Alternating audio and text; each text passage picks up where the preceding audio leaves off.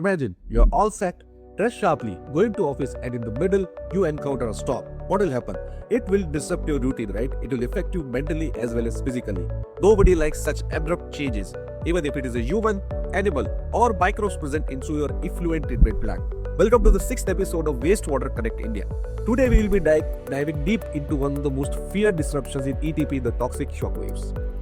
Let us first understand what is a toxic shockwave. A toxic shockwave is sudden entry of harmful substances into an effluent treatment plant like heavy metals, phenols, quaternary ammonia compounds, temperature spikes, or pH destabilization.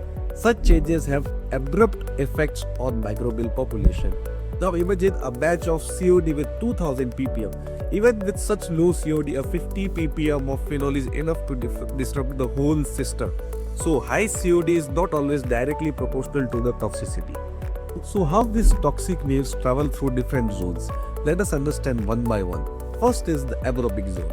In aerobic zone, if a toxic wave enters, it outrightly kills the methanogens, leading to disruption or droppage into the methane gas production. It leads to accumulation of VFAs or volatile fatty acids, leading to droppage in the pH. It also induces black sludge, foam, scum layer, and smell like rotten eggs. So let us now understand what are the indicators. There is sudden drop in the biogas flow rate. The pH also get drops at the digestive effluent. There is bubbling or foaming at the inland digesters. There is also rotten egg-like smell or sulfur-induced odor with gas toxicity. After analyzing indicators, let us explore what are the recovery options. Stop effluent flow immediately. Neutralize VATs and bring back pH to 7.2 to 7.3. Introduce fresh anaerobic bioculture. Feed diluted effluent feed after 3 to 5 days of stabilization. Next is the Anoxic zone or the silent victim. Here, the denitrifiers fail to degrade nitrates into nitrates, leading to nitrate buildup which is very toxic. So what are the indicators? Rising nitrate or nitrate levels into the secondary treated water. No gas or bubble formation into the Anoxic tank surfaces. Slight chloride-like odor or nitric oxide-like odor due to nitrate oxidation.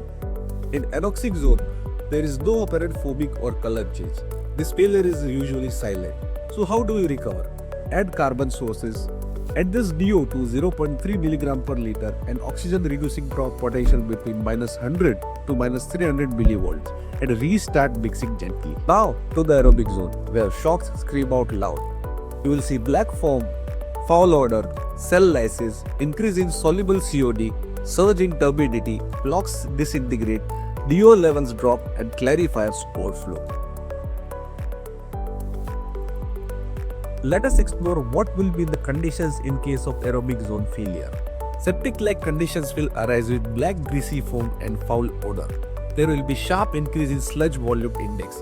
Filamentous and mochidia will become prominent and there will be sudden drop into the DO levels even with the aeration on. So what are the steps to recovery? Immediately stop the effluent. Maintain DO at 3 to 4 mg per liter. Waste old and decayed biomass and reseed with strong shock-tolerant bacteria. Start with a diluted effluent until the stabilization happens. This toxic shock is not just restricted to the biological system. It ripples to clarifier, sludge handling system and tertiary systems. Membranes foul, filters clog and sludge dewatering becomes a nightmare. An ETP is a living ecosystem. Understanding how toxic shocks travel and how to handle gives us power to protect it. Catch these signs early and you have days to save damage. We covered this topic because of demands of some of our viewers. If you have any such topic, let us know in the comment box or mail us. Like, share and follow Wastewater Connect India for more insights.